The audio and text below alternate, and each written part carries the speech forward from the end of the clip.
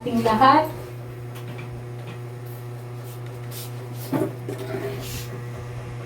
Guys, ko pong basahin po sa inyo ang sinabi po ng ating Panginoon sa libro po ng Romans chapter 6 verse 13. Sabi po dito, "Huwag na ninyong ipailalim sa kapangyarihan ng kasalanan ang alinmang bahagi ng inyong katawan bilang kasangkapan sa paggawa ng kasamaan." Ulitin ko po.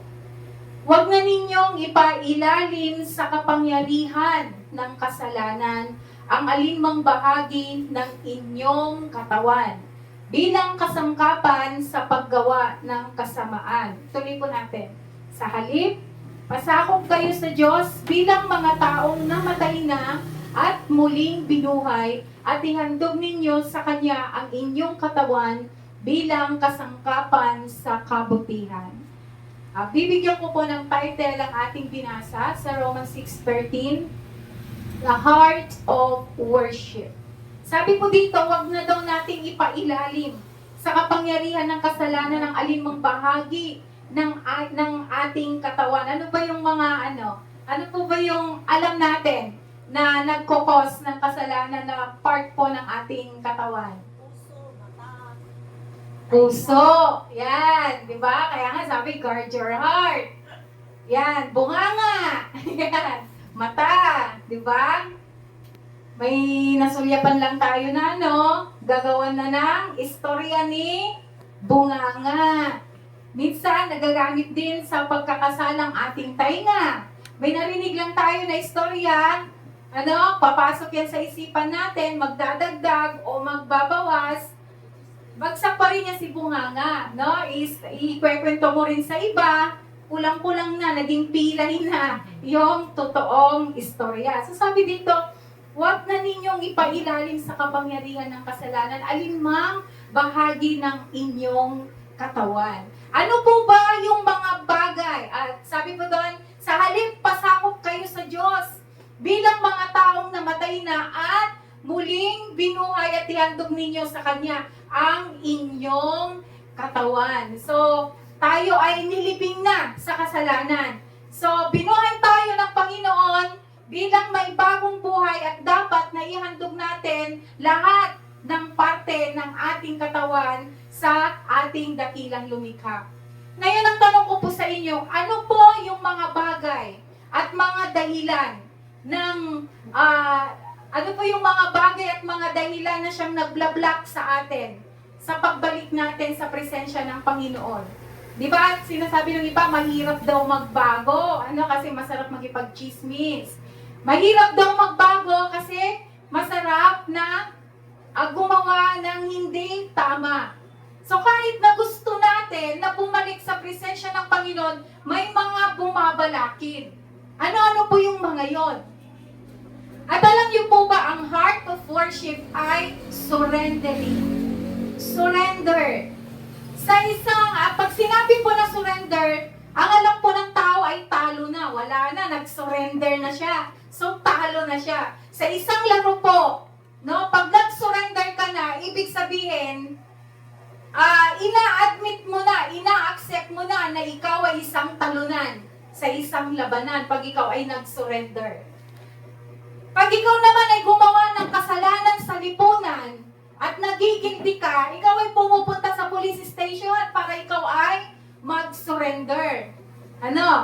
Mas mabuting ikulong ka na lang kaysa makalaya ka. Baka iba pa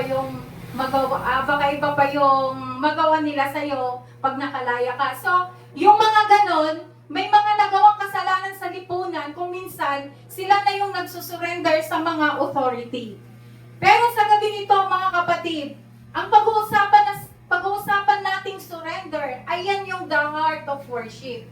Sabi nga po, ipasakop natin lahat ng bahagi ng ating katawan sa ating dakilang lumikha, sa ating Panginoong Jesus. At ang word na surrender ay hindi siya loser. Ang word na surrender ay hindi isang loser. Sa mata po ng Panginoon, ito ay isang matagumpay para sa iyo na kanyang anak. Kung dito sa lupa, ang surrender ay ay loser. Pero sa mata ng Panginoon, pag ikaw ay nag-surrender, ito ay may katagumpayan. Ito ay katagumpayan. Bilang buhay mo, ito ay katagumpayan bilang anak ng ating Panginoon. Ngayon, may babahagi po ako sa inyo na 3 barriers that can block us para mag-total surrender tayo sa ating Panginoon. Number 1, fear. Ayan, fear. Sabi doon, wag ka nang magpailalim sa kapangyarihan ng kasalanan. Sabi. Ngayon, bakit binabalakid tayo ng fear kapag gusto nating mag-surrender sa ating Panginoon? Unang-una po, nawawalan tayo ng tiwala sa Diyos.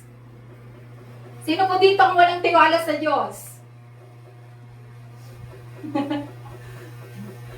Hallelujah, walang nag-amen. You won't surrender to God unless you trust Him. Takot ka eh. Di ba? Paano na yung future ko pag sinunod ko ang Panginoon? Paano na yung pag-aaral ko pag nagpagamit ako sa Panginoon? May takot ka. Paano na yung negosyo ko pag nagpasakop ako sa Panginoon? Maiiwan mo yung negosyo mo eh. No? Kasi may ministry kayo. Di ba? Paano na yung mga sideline ko? Pag inuna ko ang Panginoon. Paano na yung kabuhayan namin? Pag-a-attend ako ngayon sa church. Sasarado ko yung pwesto ko. Di ba? May takot. No? Kasi iniisip natin yung buhay natin kinabukasan. Pero sabi ng Panginoon, di ba? Pag sumunod ka sa akin, ibibigay ko ang lahat. Ipapakita ko ang lahat. Ipapalasak ko ang magandang buhay sa'yo. Di ba? Pag sumunod ka, pag nag-surrender ka sa Panginoon, makikita mo yung pagmamahal ng Diyos sa'yo. Ngayon, paano mo malalaman? Paano mo mararamdaman na mahal ka ng Diyos? Number 1, God says He loves you. Di ba? Ilang ulit na pinatunayan ng ating Panginoon sa kanyang salita, sa Biblia, na mahal tayo ng ating Diyos. Mahal ka ng Panginoong Yesus. Mahal ka ng dakilang lumikha. Number 2, you're never out of His sight. Sabi ko nga po doon sa sabi, hindi ka lang tinignan ng isaan lang, ng minsan lang, kundi tinitigan ka ng Panginoon. Alam niya yung itsura mo, alam niya yung kahinaan mo, alam niya yung kalakasan mo, alam niya yung kakulangan mo, at alam niya yung pangangailangan mo. Kasi hindi ka winawala sa paningin ng ating Panginoon. He cares about every detail of your life. No? Sabi ko nga kanina, lahat ng pangangailangan mo, care dyan ang Panginoon. Mayroon bang isang ama? No, meron bang isang gumawa sa kanyang nilikha na pababayaan lang?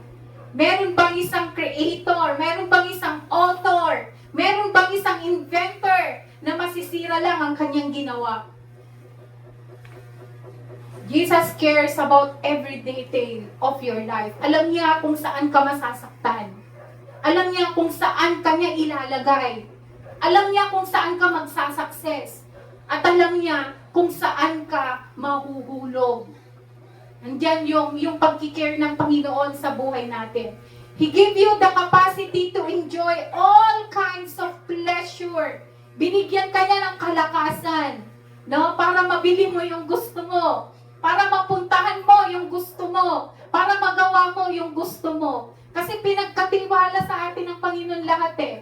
Pero, kahit na binigyan tayo ng kalakasan, kahit na binigay sa atin, kompleto yung sarili natin, kompleto yung katawan natin, we must be a good steward.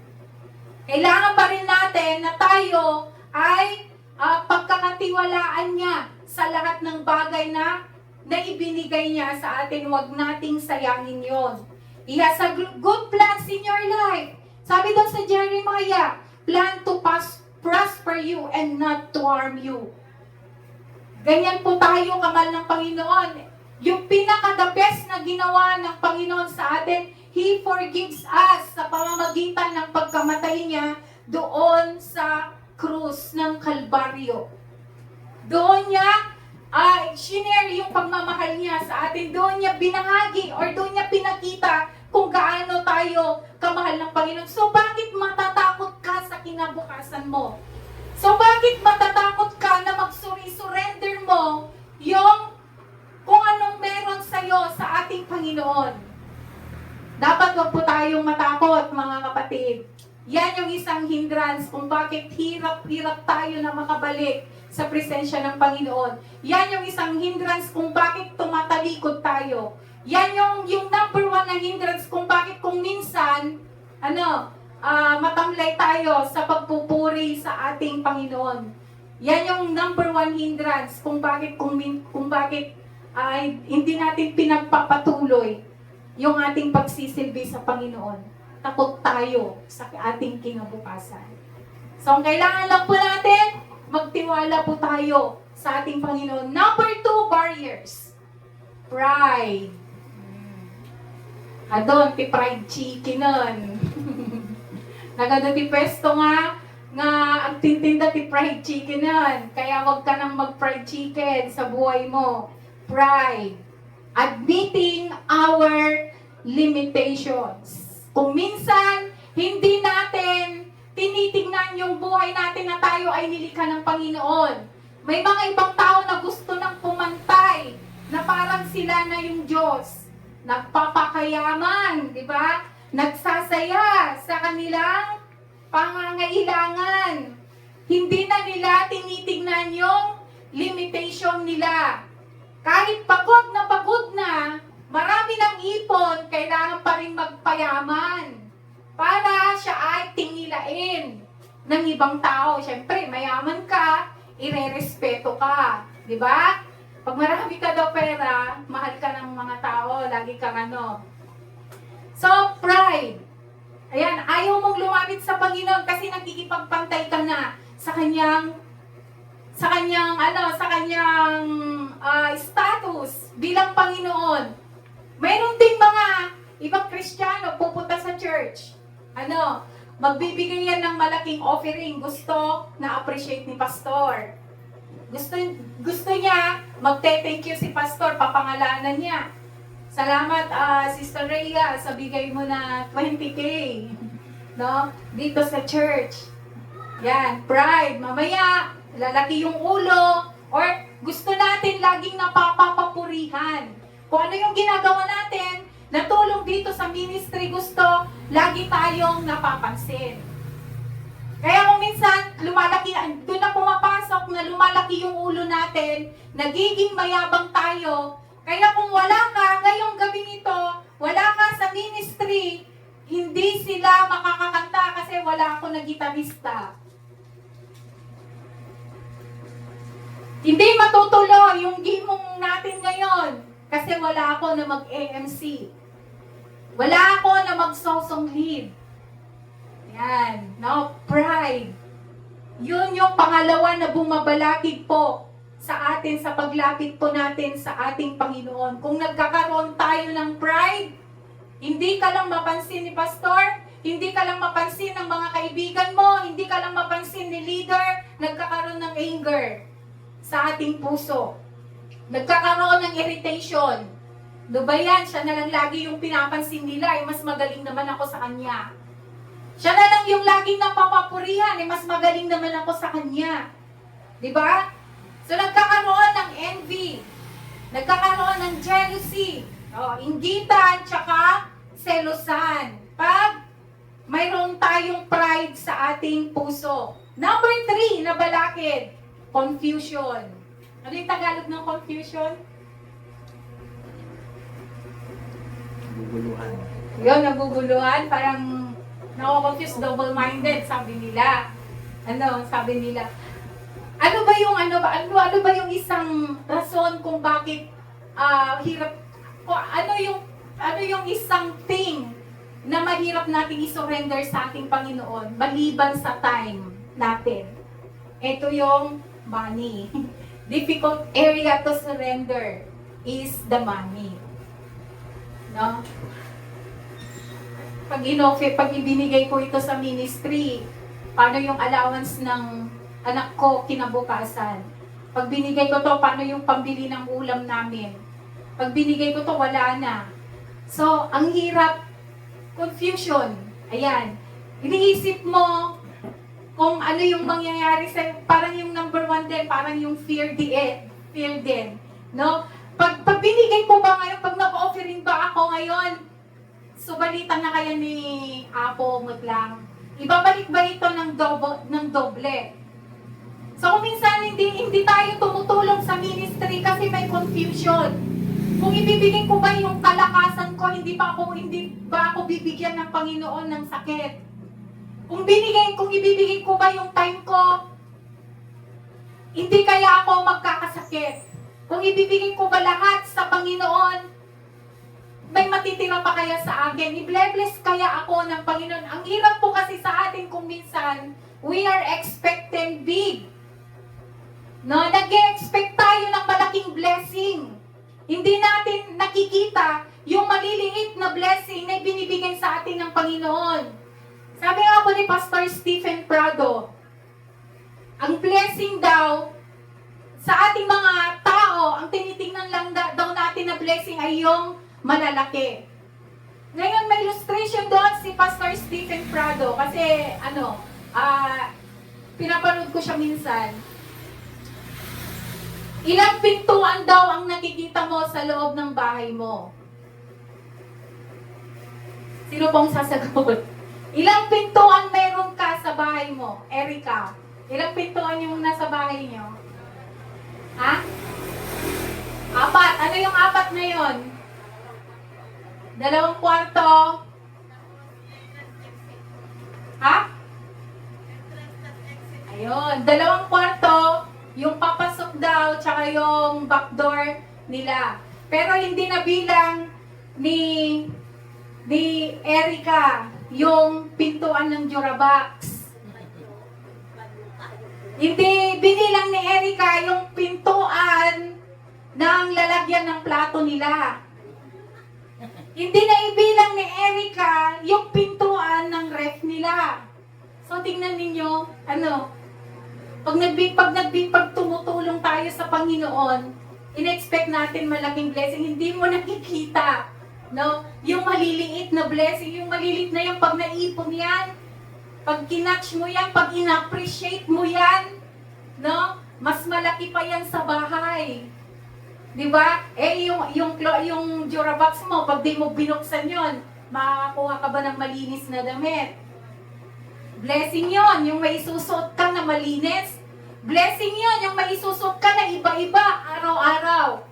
Pag di mo ba binuksan yung pintuan ng lalagyan ng plato mo, makakakain ka ba?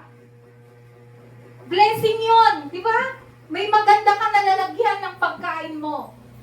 Kung hindi mo ba binuksan yung ref ninyo, pintuan ng ref ninyo, makakakuha ka ba ng fresh na prutas, fresh na karne, fresh na isda?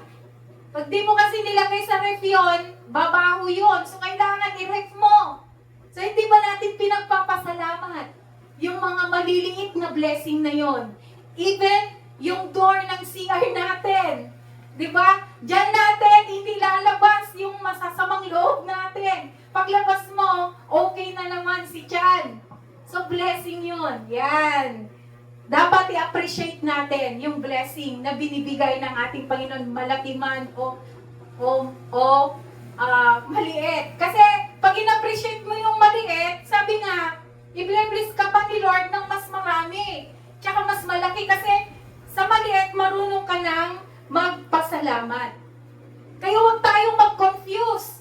Huwag nating isipin kung ano yung pwedeng ipalit sa'yo ng Panginoon dahil alam niya yung pangangailangan mo. Alam niya yung pangangailangan natin. So, bakit ka matatakot? Bakit ka magko-confuse na magbigay sa ating Panginoon na isurrender kung anong meron ka sa ating Diyos? Pag sinurrender mo lahat yung nasa sayo, kapatid, may blessing yan.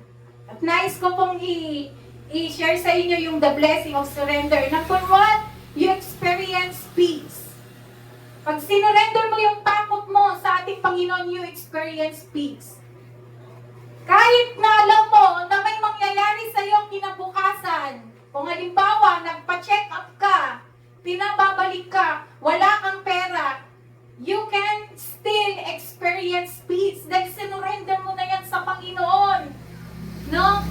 I-blacklist ka ng Diyos. At sabi ko nga kanina, alam niya yung pangangailangan mo. Kaya iwan mo yung takot mo.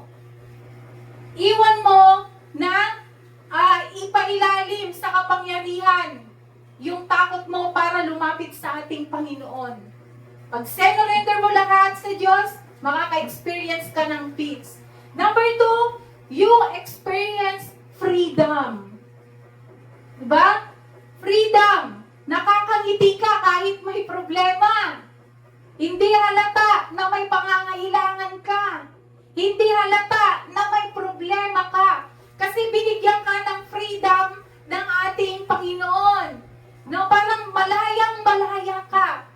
Kahit na alam mo na may problema ka, na ipapakita mo na malayang-malaya ka. Lagi nating kinakanta yan. Malaya sa sakit. Kahit alam mo na may iniinda ka. No, si nanay, kahit na hirap siyang makalakad, lumabas siya sa kanyang bahay para makipag-unite sa pag-worship natin sa ating Panginoon kasi alam niya, malaya siya sa anumang karamdaman. Sabi nga niya, na-experience niya yung kagalingan nung time na may worship celebration po tayo dito. Nung tinignan namin siya, parang na-paralyze na. Pero nung nagsimula, yung worship celebration, doon niya naramdaman yung kagalingan. Nagkaroon ng kalayaan sa kanyang karamdaman. Number 3, you experience God's power in your life. Mararamdaman mo yung kapangyarihan ng Diyos sa buhay mo. Sabi kanina ni Pastor Vic, ang ating MC sa kanyang panalangin, victory. Victory. Alam niyo po ba yung istorya ng Wall of Jericho na pinangunahan ni Joshua? Sinurrender nila yung kanilang kalakasan. Sinurrender nila yung kanilang fear, takot na pwede silang mamatay lahat, pwede silang pwede silang matalo sa gagawin nila na pagmarcha sa Wall of Jericho. Pero dahil sa surrender, the word surrender, ay nagtagumpay po sila. Victory comes through surrender. Ulitin ko po, victory comes through surrender. Ngayon, if you fail to worship God, ibig sabihin, mayroon ka pa na ayaw isuko sa Diyos. At ano po iyon? Ano po ba yung pinakamahirap ninyong isuko? Bakit nafe-feel tayo minsan sa pag-worship natin sa ating Panginoon? At kung na-fail natin, hindi natin sinurrender lahat, at na-fail natin yung pagsamba sa ating Panginoon, ma-hindrance din yung blessing ng Diyos sa atin. The greatest hindrances of God's blessing ay hindi po kasalanan ng iba, kundi nasa iyo ang problema. Hindi ako blinis ni Lord. Siya yung na-promote, imbis na ako. Diba? Pabasulam, iti gayong mo, pabasulam, iti karubam, pabasulam, iti kaduam, iti balay, na hindi naman talaga nila kasalanan. Ang mali ay nasa sa iyo. Diba? Kasi may pride tayo, nakikipag-unahan, nakikipag-kumpetensyahan. Kasi mayroon tayong hindi surrender yung ating heart sa ating Panginoon. Tapos, pag hindi ka blines ni Lord, pabasulam, kakaabay mo. Hindi po kasalanan ng iba, pero may problema sa buhay mo.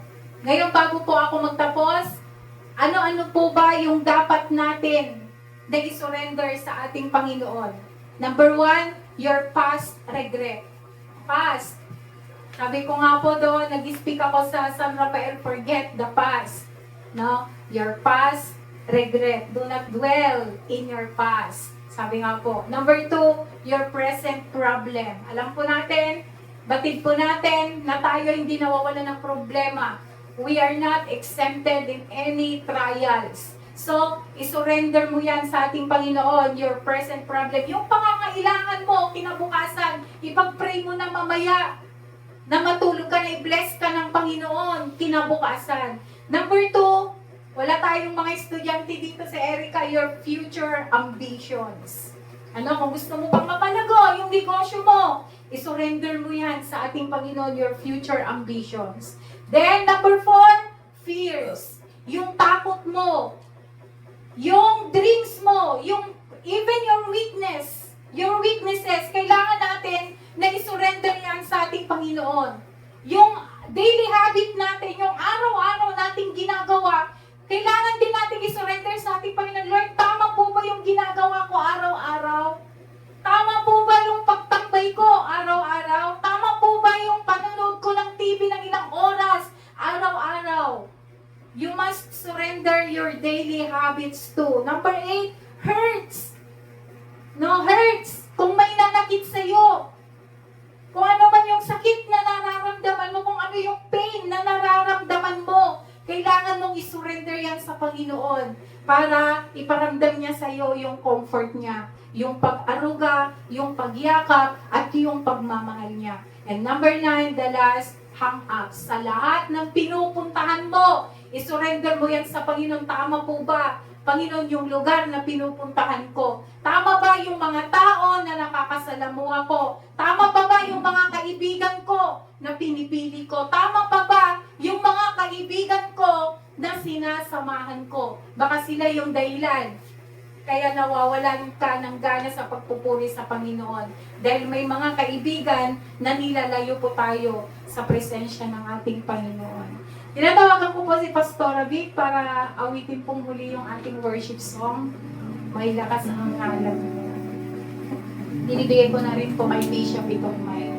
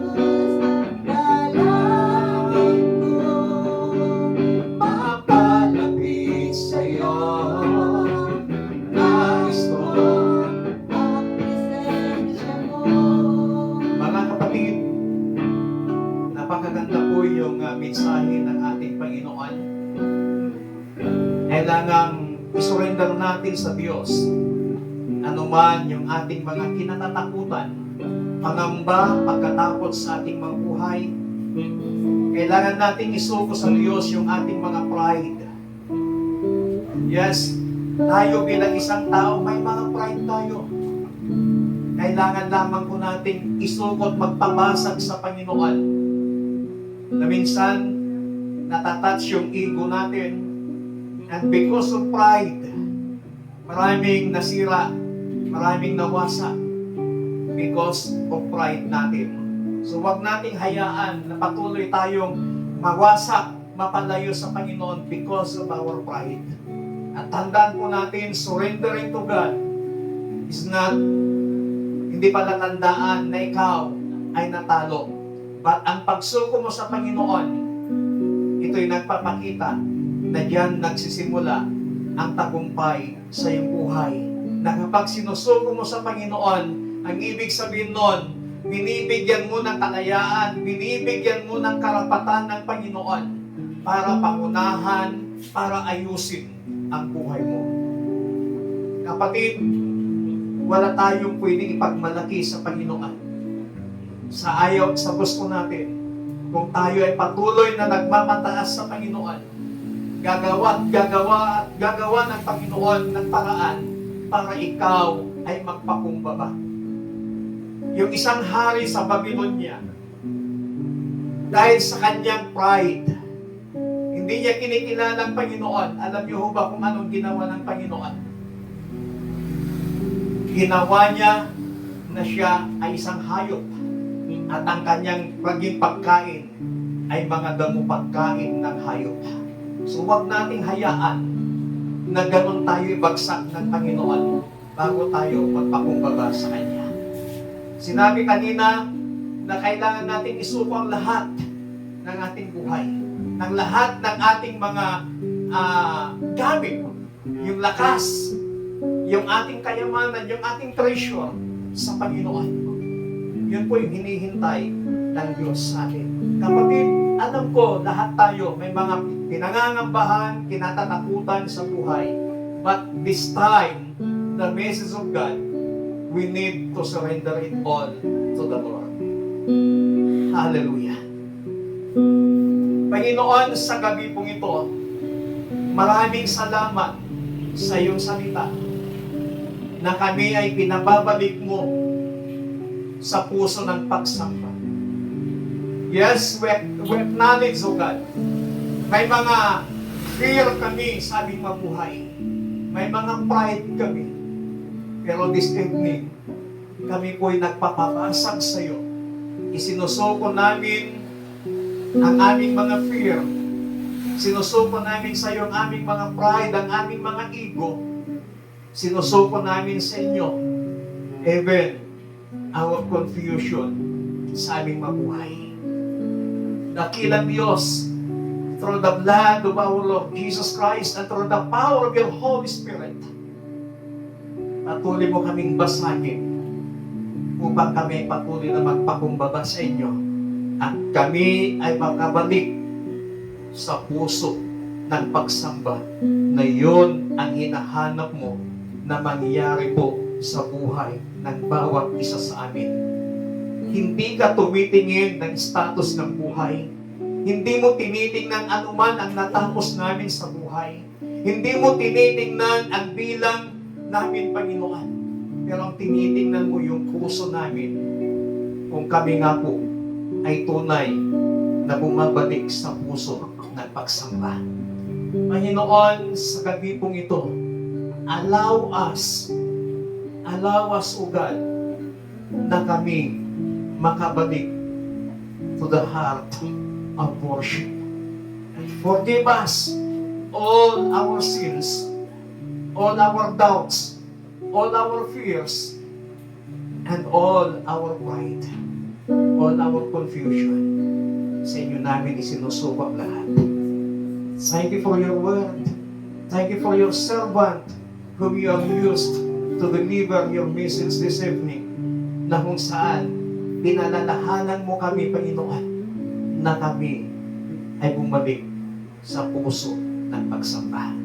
And help us and make us, Holy Spirit, to be a worshiper mula sa gabi pong ito. In the name of Jesus Christ. Amen. Palakpakan natin ang Panginoon. Hallelujah.